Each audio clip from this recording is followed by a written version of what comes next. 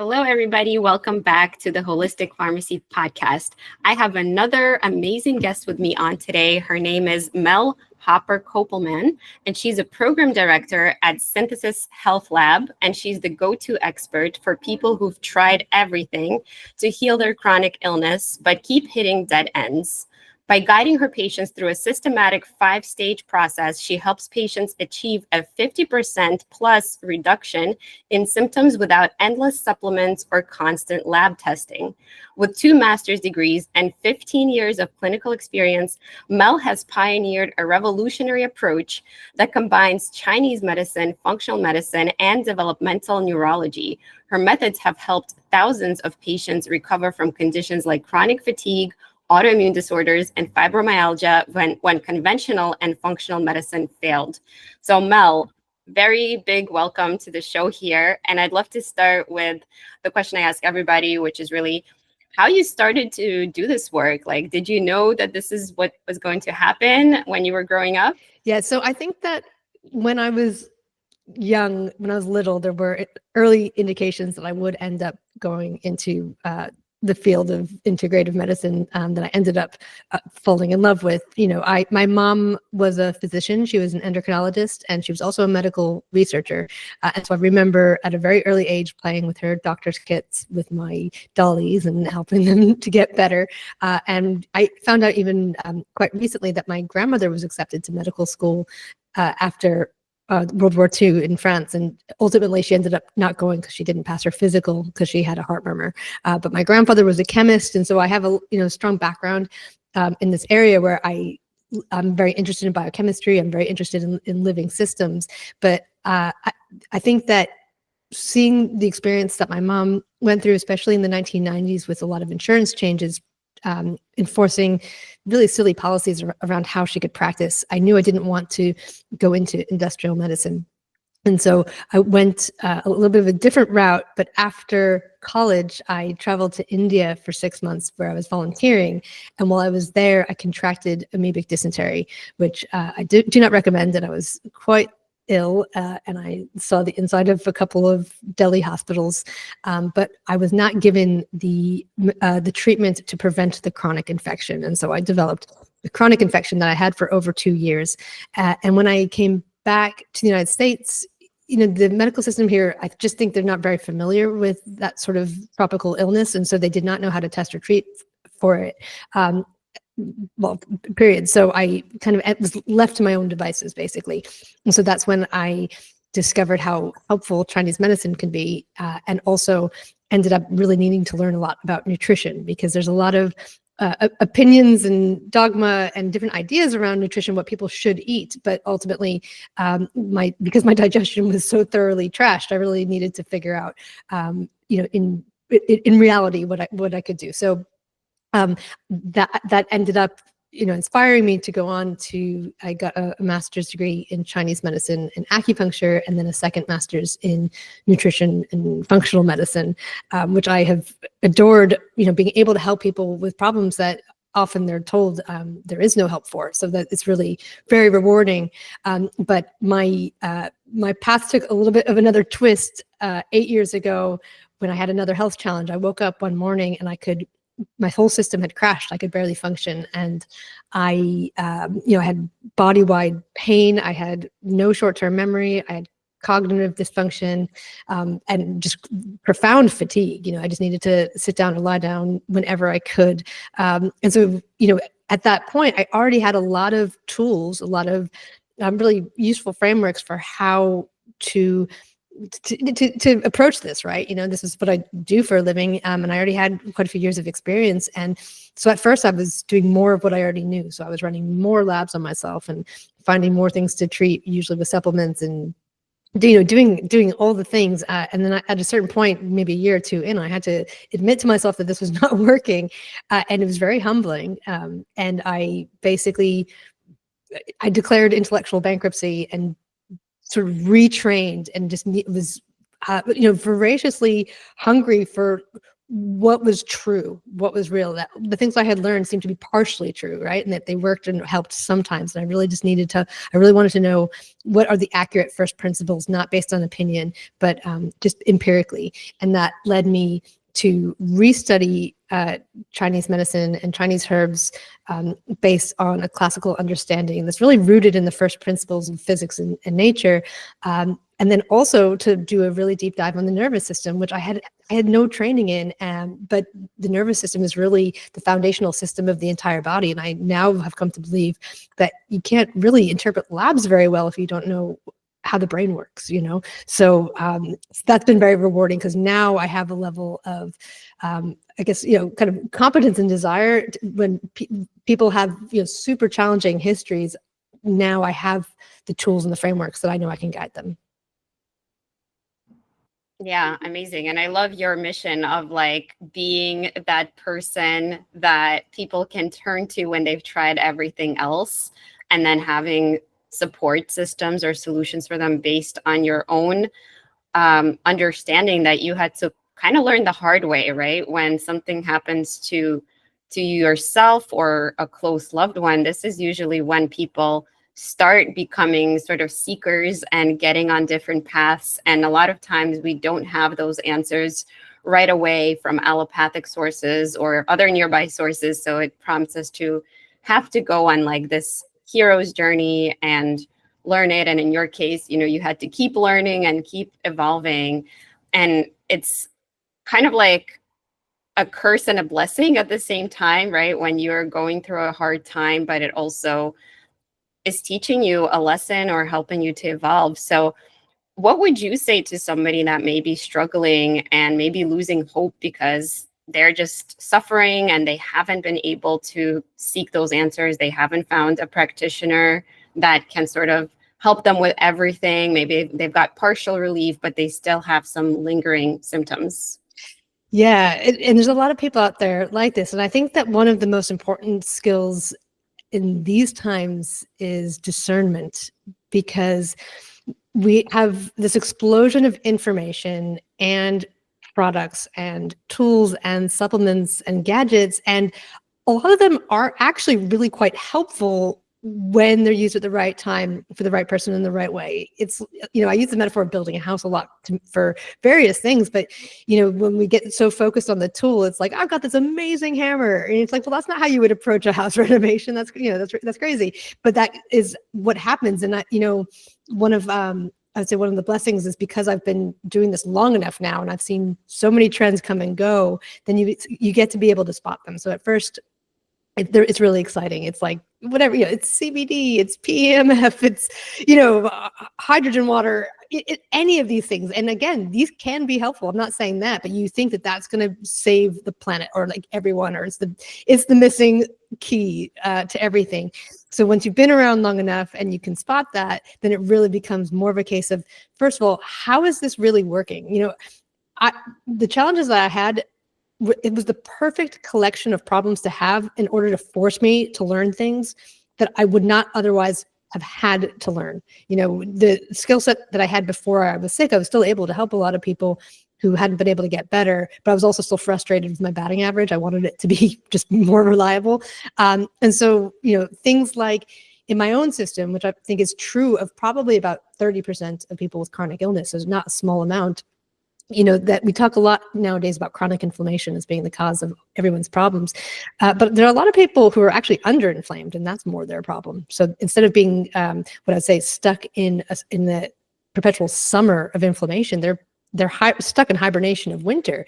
And that's not a small point, because a lot of the things that are recommended for most people are actually going to be counterproductive for these people. So this idea of discernment and being able to learn the frameworks to sort out what's likely going to be helpful, I think is really one of the most important skills that any of us need. And that's actually the one that I focus on teaching. So it's really not about me telling people what to do and giving them, these tools. It's more like, how do you figure out, how do you field in incoming information?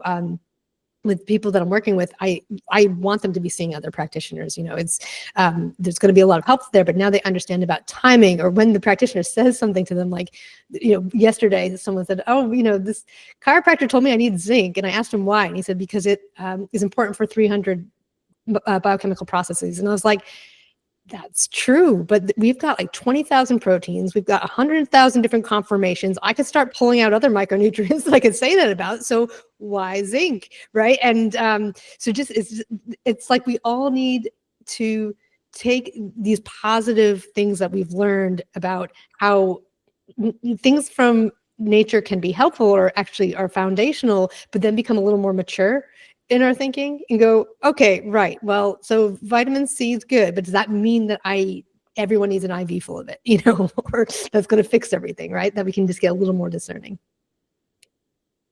Yeah, I completely agree with you about the hot topics you mentioned, both with like the new technology and then also just using nutrients and supplements like, vitamin D, zinc, magnesium. And I do think a lot of us are deficient in those things. But yeah, I think we need to definitely be checking with the symptoms, with the labs. The labs are not perfect either. So it's kind of like both clinical and chemical that we have to gauge, and we have to test at the right times, and we have to look for optimal ranges and all these things that we learn about in the functional medicine side of things. And I'm curious if you can walk us through, if a patient comes to you looking for help, what is your process of walking them through, accepting them into your practice, and then also maybe what are the expectations as far as like timing and what you would do first, second, and third? Sure. So these days, I help people completely online in a group format, which I adore. And I was personally, as a practitioner and as a somewhat introverted person, a little bit skeptical of, although the research on the power and importance of groups is unequivocal in terms of healing. But I was trained to believe that you needed to have this one-on-one interaction. But what I found is that not only do people get better results in the group, but I'm actually able to give them more individualized attention in the group, ironically, than having, a 1 hour consult once every other month or whatever that would be in a functional medicine setting. And so folks come in, and actually you can apply to be a guest in the group for free. So as long as you're a good fit, and what you are dealing with clinically is something that we work with, and that you seem like, I also try to protect the group in terms of people being nice people, being kind and being courteous and that sort of thing, because it's kind of important. It's the internet, but then you can come in completely for free, and you're in the group with the annual members. So you're seeing how I troubleshoot things with them in real time, how I guide them. You can ask me questions about your own case, and you get access to dozens of video lessons working with these different frameworks. So a lot of people will have fairly big epiphanies just kind of going through that section. And then if you choose to undergo a longer term process, then the program is given over a year. I could easily make it shorter in terms of the time that you get access to it, but I like giving people the opportunity to have that depth. Some people are coming in sick enough where they really do need that year to get to the next level. Other people, I could do it 6 months, but then they're getting kind of second and third level insights, which is really nice. And also success problems. So like, for example, there's a woman who came in, she'd had long COVID for 5 years now, and she used to be a marathon runner. And so she had POTS, so she had her heart rate was racing when she was standing up, and she had brain fog, and she had pain. And she's made a lot of progress in the front end of the program. But then she was starting to complain of some toe pain. But part of that was because she had so much more energy. She was she was walking around so much more. And it turned out that she had a fracture on that foot and a sprained ankle on that foot that wasn't healed properly. And so the toe pain was a success problem, because before the problem was she didn't have enough energy to move.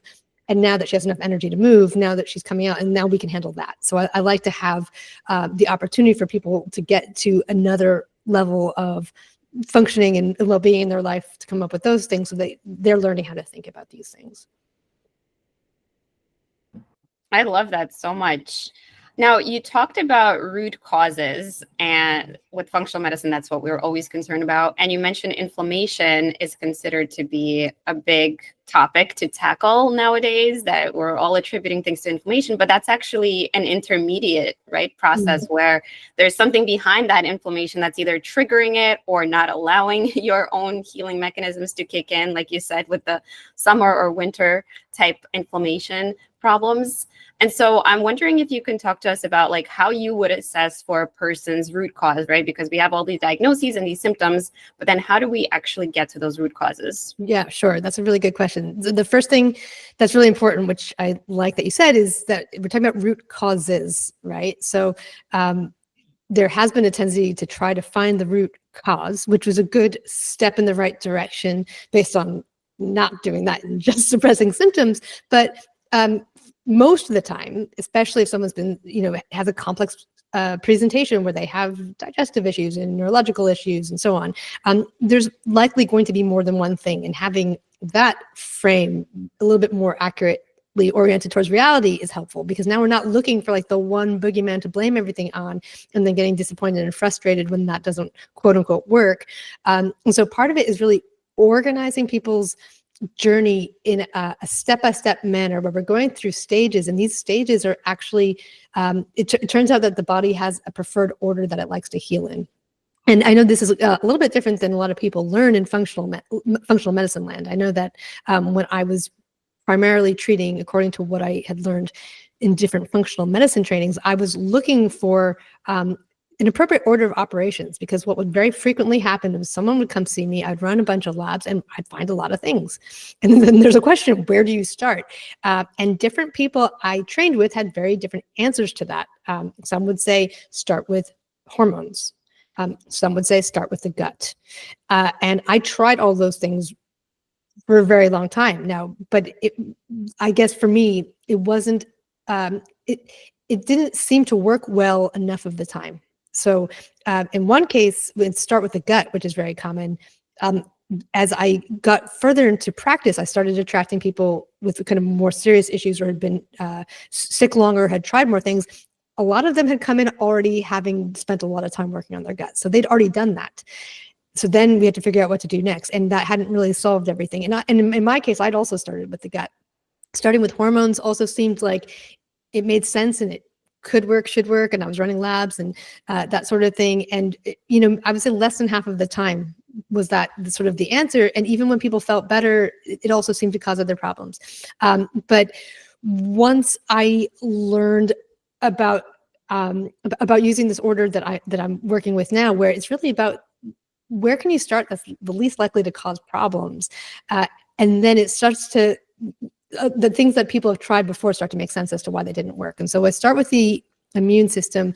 I have found that the tools that I'm able to use from Chinese herbal medicine are, have certain strengths and certain sophistications where you can be a little bit more customized and a little bit more specific than I was able to achieve with lab-based supplementation, which I'm happy to go into, especially for your audience who tend to be pharmacists and interested in herbalism and natural. I mean, there's a lot of richness here that I think some of your listeners might find mind-blowing.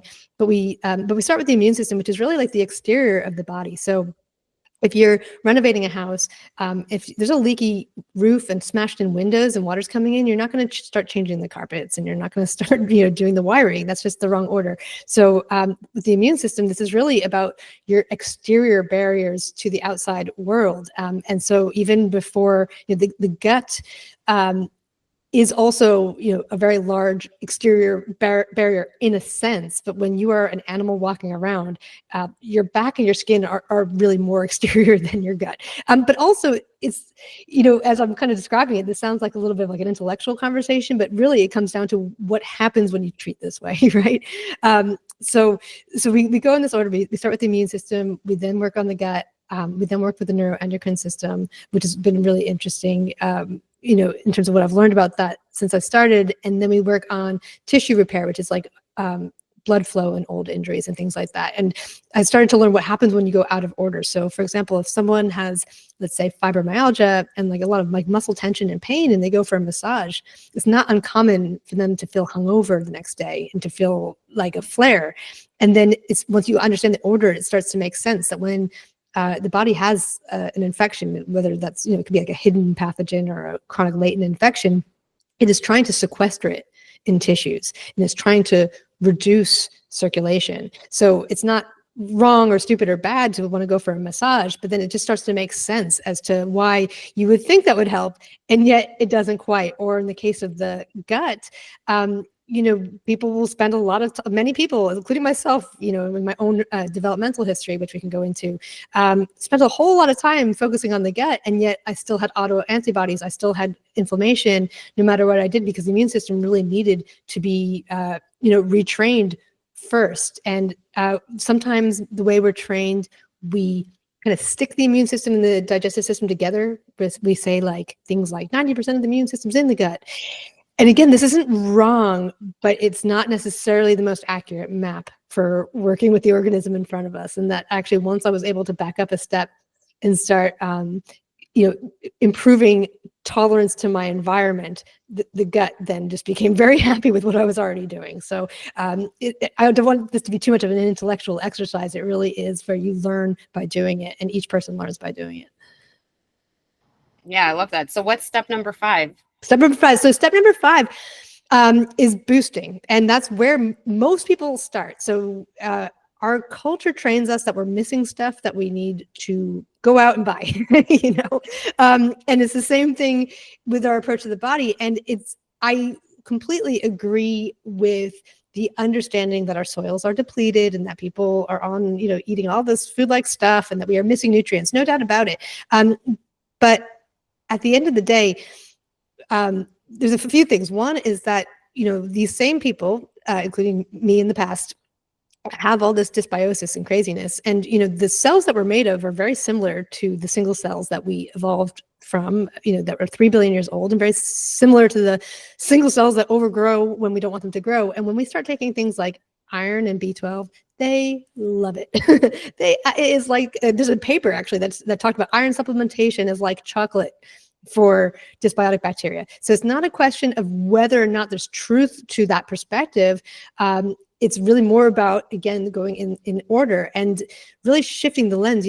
Chinese medicine has, a 2,500-year-old history. So they've got billions of data points, and they have a maturity in terms of honing their clinical processes. And if you look at different times in Chinese history, there are times when you are mainly treating starving rice farmers, like they would need the supplementation, but then there were periods of time, like in the 1200s, when the diet was actually in some ways like our modern diet, lots of pizza and ice cream, and the approach was different, right? So the boosting phase is one that not everyone actually even needs to get to. That once you start off by removing the yucky stuff first, a lot of things will self-correct. But then if you still need to, or if you occasionally, it's usually less than 20% of the time, I will see someone, and even just by their body type and their history, that they are truly depleted. They have had ulcerative colitis for 20 years and they're like stick thin. That is a case that and that's the other point, is that this is not a rigid framework. This is really the order that we ask questions in, right? So it's not a protocol. It really is an approach, systematic approach to how we work through these things. But even, I get asked a lot about hormone supplementation and menopausal hormone replacement, and I'm happy to talk about that. But what I will say is that when you go through the first stages first of clearing out what shouldn't be there, of reversing hormone resistance that is part of inflammation, that you get the liver working better, then when you ask that question about hormone replacement, if the person wants to do it, it's often going to work a lot better, and they'll often need lower doses, as opposed to where I started 15 years ago, starting off by testing hormones and giving them, and it's just maybe the right thing at the wrong time. Wow, I am absolutely loving this order of operations, sort of like PEMDAS, right? And it just kind of makes sense. And I often say, there's more than one way to heal, but I think this systematic approach is so helpful, especially when it's backed by experience and you noticing like what happens when you do go out of order. It just may extend the time necessary. You may have to kind of go back and forth and backtrack, and that's certainly not ideal when somebody is suffering a lot and want improvement right away. So I am curious about labs, which we've been mentioning already. How important is it for you for somebody to look at their lab work right away? At what point do you assess it? Is it really necessary? There's like a lot of different methodologies about test, don't guess, and other different controversies. And obviously in Chinese medicine, they didn't have labs to go on, so they would just read the body in other ways. So what's your opinion on that? Yeah, I will share my opinion. It may be controversial. It is very hard one. So I started off with test don't guess with Reed Davis. I went on to get a master's degree in functional medicine. I've done a lot of additional training, including year-long mentorships. For a while I was running like Genova's ION panel of 250 nutrient-based markers. And then I was deep diving on PubMed. This is when I was sick, my brain wasn't working. And I was like, I need to figure this out or I'm going to die trying. And I was convinced I was going to like map out all the pathways. Like, I had a multi-supplement that was made from my own genetic SNPs. I was into it. And I actually even gave a talk probably over 10 years ago at a Chinese medicine conference saying that if the Yellow Emperor, who is like the ancient 2,500-year-old guy who wrote a lot of the classical texts, if he had had labs, he would have used them. That was like one of my talks. And my pendulum has swung a little bit on labs, and it's for several reasons.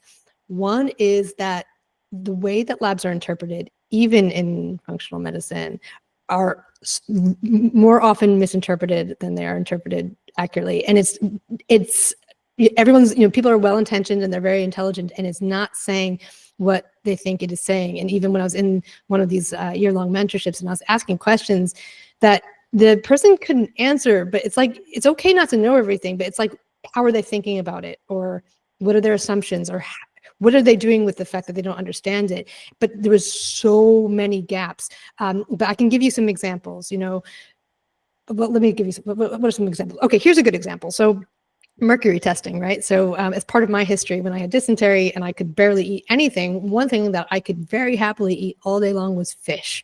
So I blithely and happily gave myself a crazy off the charts mercury issue on top of everything else. And I used the Quicksilver Try test, which is an excellent lab if you're going to test for mercury, and was able to get some of that stuff out. But many people don't realize that body burden of mercury, which is only testable in autopsy, has no correlation, zero correlation to the levels of mercury in your blood, in your hair, or in your urine. And this is because mercury is very toxic, and so the body is working very hard to excrete it, and if it can't excrete it, is to sequester it into tissues that you are not measuring. Which is not to say to never run the lab, is to be aware of what you are testing and what you can tell from a test and what you can't tell from a test. And there are so many examples like this, where, well, I don't know, like that a lot of people are doing hair mineral analysis, and that the interpretations may have improved from when I looked at that in the past, but a lot of times they were measuring things and taking them on face value. But when you have something like calcium, hair calcium has an inverse relationship to calcium in the coronary arteries, right? So, high, low, it's like this whole thing, if it's low, they're giving more calcium. I mean, there's so many examples. When you look at reference ranges for men and women should be different, and they very rarely are. And so if you're misinterpreting, most of the time, it goes on and on.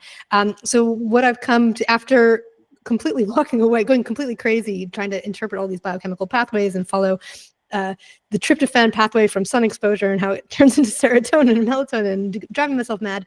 I still use labs. I keep them at arm's length, and I very rarely need to use them in order to get someone better. What they're more used for is someone comes in with them. I say, great, this is interesting. And then we go through the process, and then I'm like, yeah, you want to retest? And they look better. Which is kind of a dream come true and a long way from where I started, which was this, humans have a normal innate desire for certainty, and labs provide that, even if that certainty is misfounded. And so by being able to treat more according to what we can see, what I call at the organism level, right, where we kind of zoom out and be able to interpret things more based on like a bedside clinical exam, we can then use the lab data as part of that to triangulate that. But what I found, and again, having 15 years in, is that I know in functional medicine we say that it's patient-centered and we treat the person.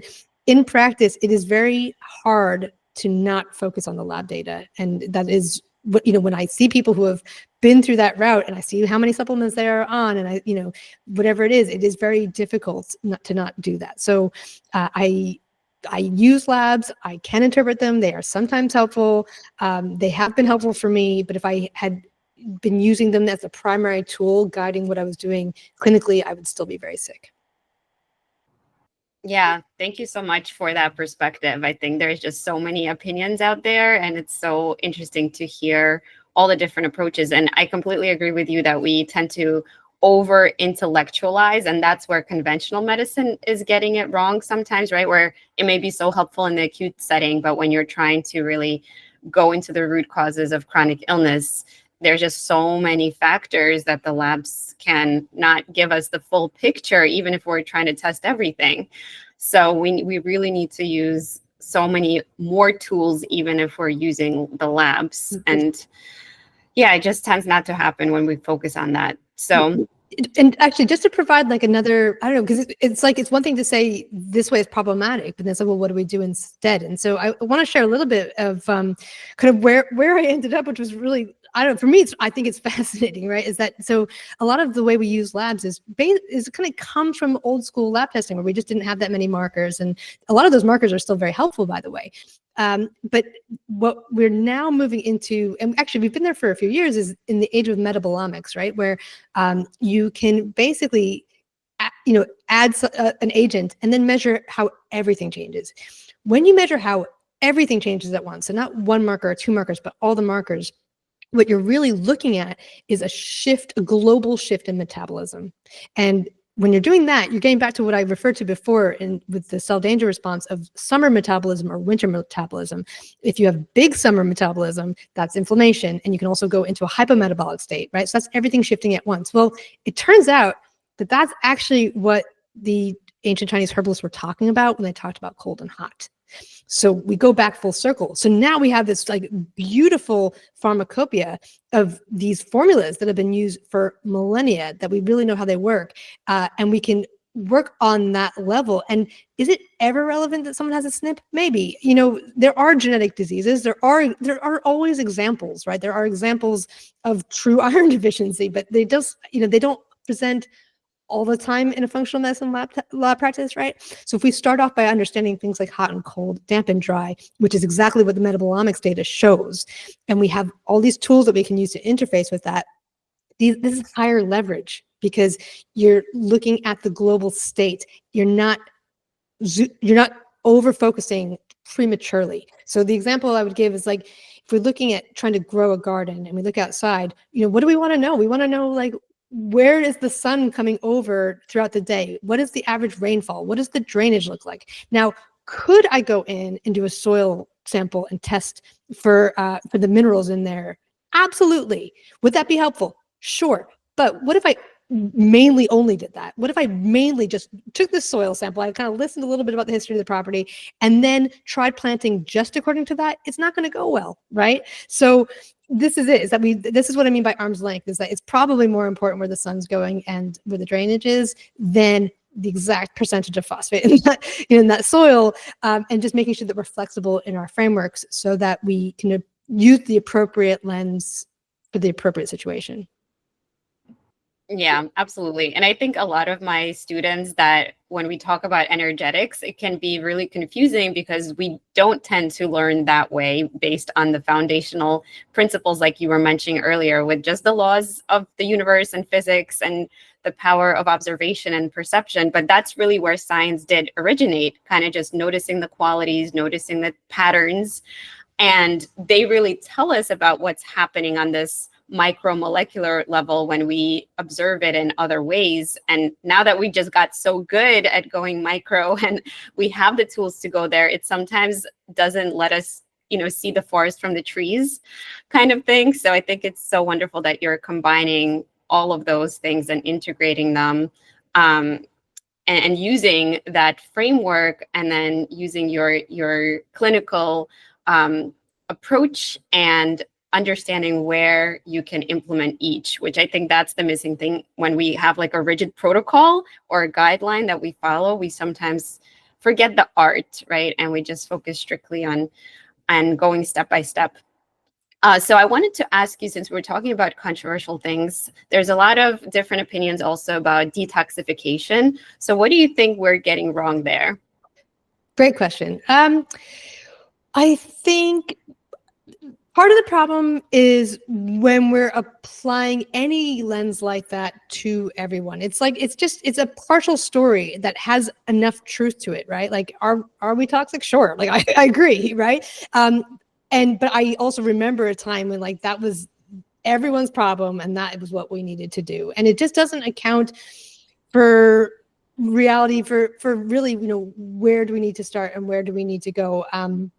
And it may, also there's perhaps some other stories that seep into that, like a kind of original sin, kind of Christian story of like, we are dirty, we must purge ourselves, that also can get into it. I mean, I've had plenty of patients who get a little bit addicted to detoxification. So I think it's like all of these things that, I've come to realize that, none of these ideas are bad or wrong. A lot of them are good, but we can take them to a little bit absurd conclusions. And I think as well, when, if we focus again a little bit too much on the molecular, we can run into problems. Like one teacher I had was showing me that something like milk thistle, which is everyone loves to use for detoxification, actually has sort of opposite effects intracellularly, where it actually slows down detoxification. Now, I would call that a reversal, right? Where you're like, you learned something does one thing, and then you learn where it does the opposite. Reversals, this is part of the reason why I've kind of come to where I am, started happening for me all the time, that everything that I learned was suddenly having a reversal. And that's where I realized that the problem was not with the facts or the details. The problem was with the approach that, functional medicine's lineage is coming off of industrial medicine, and it is an improvement, but it is a very short lineage. We do not actually have really good research for how most people practice in reality. And so when you understand first principles never change. They are true whether you acknowledge them or not. And then it allows you to apply them and spot exceptions so that you don't have all these reversals, because you anticipate them. Because you understand how things are working, when the exception's about to happen. And it's a totally different ballgame. Yeah, thank you so much for that perspective. And I think what you're speaking to also is like efficiency, right? So we talked about how all roads lead to Rome, like, you can achieve healing in different ways, but it's like when we're talking about like healthcare resources, right? And people's money and people's time, this is when sometimes the ancient traditions that have so much history and depth to them can be the more cost, time, and labor effective option. And so I tend to also start there before we have to bring out the big guns. But at the same time, you have to see what the situation is and make a clinical judgment at that point. But I so appreciate all the wisdom that you've been dropping so far, Mel. And we're coming to the end of the podcast, but I wanted to talk for a minute about our professionals, our practitioners that are listening. And I wanted to see if you could look back on your journey and kind of see the road you took, all the degrees, all the training. Do you see another way that you would have gone back and got a different degree? Would you have become an MD, or like what would you recommend as that fastest, most efficient path for people that are looking to get into this integrative work and the model that you've been sharing? Oh, that's a great question. There was a time when I wished I could be an MD, or just really more so I could kind of navigate the system. I'm so grateful that I never became an MD, not because I don't admire MDs and what they do, but they don't learn how the body works. So if I had gone through that training, I would be pissed. That there's how there's a lot of skills that they do get, but there's other skills that they're missing. And there's other problems. There's a lot of fear-based to it and so on. I think maybe things are changing, but really a lot of the training is coming from the pharmaceutical industry, and it really gives a very singular way of looking at things. No, I think if I were to go back and do it again, I would start where I ended up, which is studying Nanjing nature-based medicine with my teacher, Ed Neal, and who's a fascinating, beautiful person. He's an MD. He was an emergency room physician. And then he ended up studying Chinese medicine and realizing a lot of the stories that we were taught in Chinese medicine didn't really kind of make sense or match up. So he ended up spending 20 years translating the Nanjing, which is our original source document for all of Chinese medicine, and realizing that it actually says something quite different than what most acupuncturists and Chinese medicine practitioners are taught. And that when you apply it, the messages in there, the way they are written, your efficacy kind of jumps up. And has, he talks about giving a new story for cancer, and he treats cancer kind of in the opposite way that a lot of people do. And again, with his MD license on the line, so he's been able to help people with very advanced cancer reverse and that sort of thing. So I would start learning with him, because what he is teaching is a lifelong learning. It's not like a degree, a piece of paper that you get, it's learning how to see in a completely different way. And then the neurology is also similarly a lifelong learning, so I'm have some amazing teachers there, both on developmental neurology, which I would love like that to be a core skill for doctors and pediatricians and teachers and OTs. It's just, or even like in the field of psychiatry, if you look at the diagnostic criteria, none of them mention the brain, so it's like, and I'm not a materialist, but the brain's relevant, for that conversation. We don't want to leave it out completely, So a lot of people have issues, even if that does come from trauma or attachment wounds or even those sorts of things. We still need to understand what the brain's doing. And often that is an entry point. And just also through that lens that we can get a tremendous amount of information, really just by inquiring into the person's body. We spoke a moment ago about how labs are used. And, it wasn't that long ago in industrial medicine that doctors were really doing a lot more bedside examination, and they were just using the labs again to get additional information. And then it really kept going more and more in this direction, to the point where I feel like doctors are kind of conditioned to be afraid of having an opinion without having a scan or the data. Like they're conditioned not to get that information just by looking at the level of distress of the person in front of them or their complexion or things like that. So I think those two things that I'm studying now, I'm along with the Chinese herbal medicine, will set me up for the rest of my life in terms of just going deeper and deeper into those. So I would encourage anyone who's interested in any of those things to dive in, because I will say that I've been fortunate enough to have found some amazing teachers that I'm looking forward to learning from for the rest of my days. Amazing, amazing. Thank you so much again for such a fascinating conversation. And I think it just brings to the forefront of the body not just being a bunch of biochemical soup equations that we solve for, and like whether you view the body as like an animated soul, life force energy in a body versus just a machine that we can, kind of just oil and rig here and there. That makes all the difference.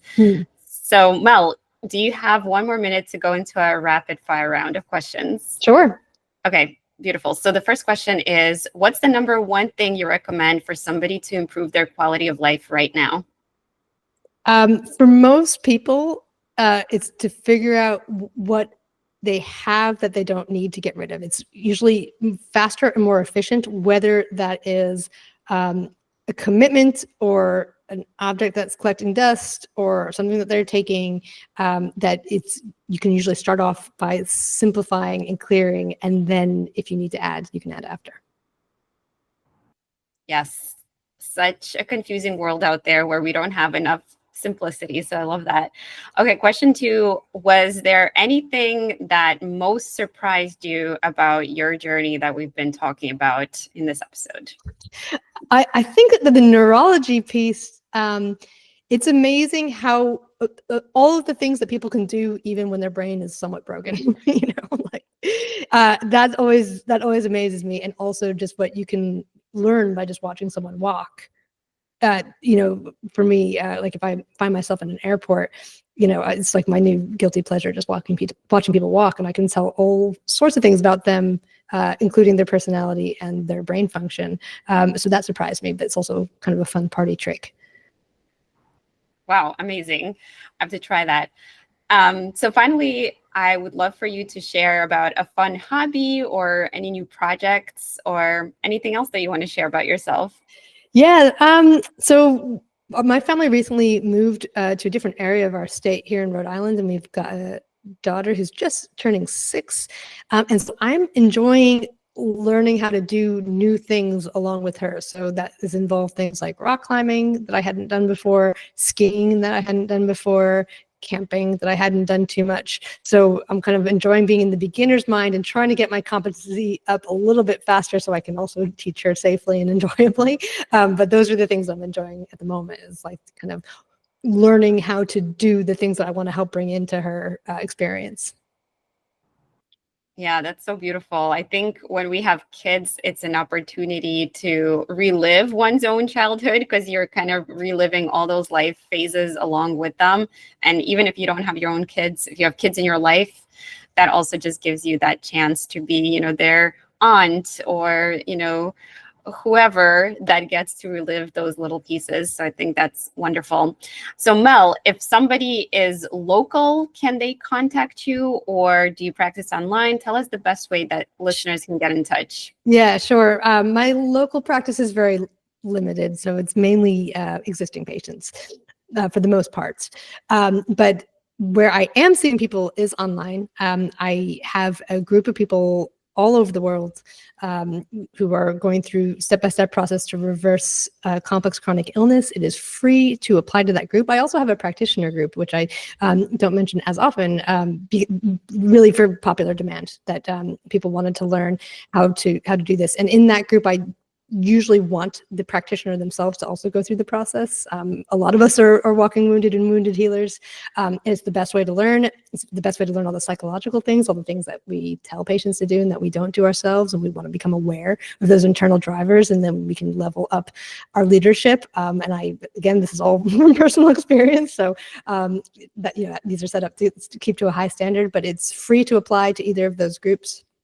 And to be a guest for a period of time, so you can see how we do things, you can see how I guide people in real time. And then if you want to enter kind of a long-term mentorship relationship, then there's that opportunity as well. Wow, so wonderful. I will take a look myself, and I hope others listening will take advantage of this generosity. Thank you so much, Mel, for this episode, and I hope to see you again soon. Thank you so much.